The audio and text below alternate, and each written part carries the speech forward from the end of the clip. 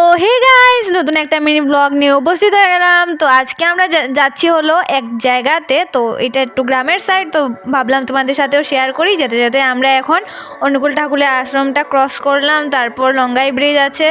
তো আমরা মানে অনেক দিন পর বেরোচ্ছি যেহেতু, তার জন্য আমি বলি তোমাদের সাথে মিনি ব্লগটা একটু শেয়ার করি।